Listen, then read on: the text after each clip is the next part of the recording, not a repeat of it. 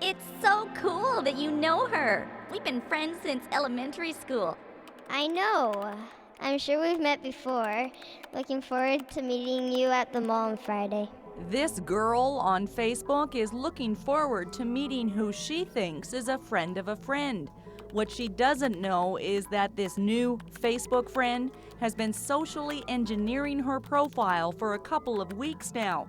This new friend has enough information not only to get into her social networks, but also find her house, steal her personal identity, or worse. This new Facebook friend is not a 15-year-old peer who travels in the same social circle. He's a 47-year-old man trying to teach her a lesson. Hello. Now, I'm known to be a white hatter. That's why I have a white hat. I am what is called a good creeper. I creep for the purposes of education. The message that I'm going to be sharing today is a very powerful message to the kids, because like it or not, they're living, eating, sleeping this digital world. One of the things Darren Laur runs Personal Protection Systems Incorporated, a company dedicated to informing and enlightening people about personal safety and protection. He's an active member of law enforcement on Vancouver Island with 26 years' experience. He's internationally recognized as an expert in personal safety, both in the real world and online. He's here at A.W. Neal Middle School in Port Alberni, and he's going to speak frankly with the students and teachers. When they said that the guys said they were 42, and why would a 12-year-old go to meet a 42-year-old? My mouth dropped open and I was like, that's unbelievable. We now know that colleges, universities are now social engineering students' digital dossiers to say, are you the type of student that I want coming to my college or university? Are you the type of student that I want to hire for a summer job? Because one of the things that our youth don't understand about the technology is they believe that if their privacy settings are up, the stuff that they're posting won't go public, and that's completely false. Anything you post online, no matter what your privacy settings, is public, it's permanent, and it's searchable by anybody. One of the biggest challenges that parents face when trying to keep their kids safe online is just speaking the language. Half the stuff that Darren talks about is completely foreign to me.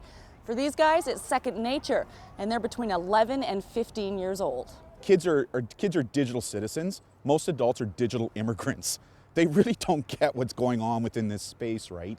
And one of the things that's really important for adults, parents, educators to understand is that in the next couple of years, the internet's going to have its own language. And if you don't speak that language, you won't be able to communicate with your kids.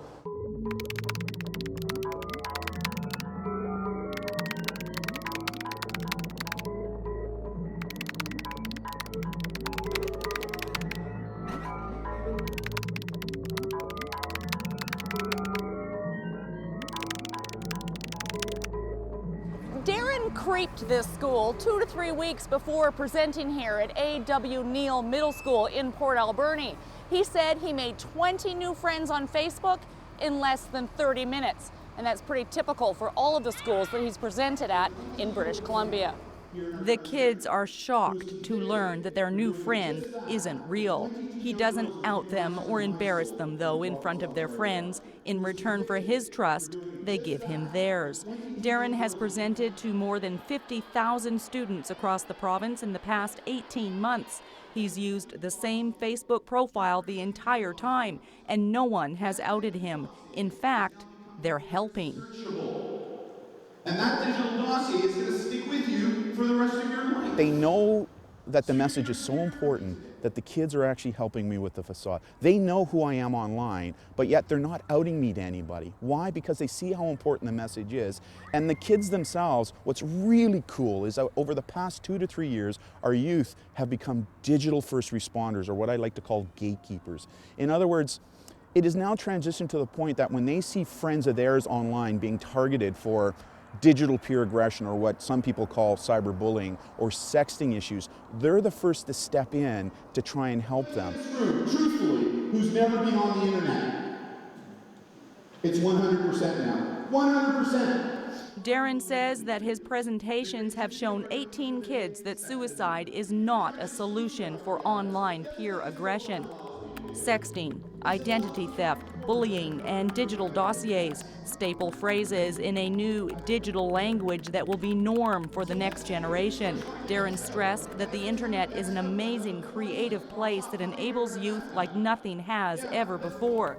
With that, though, comes risks, dangers, and responsibility.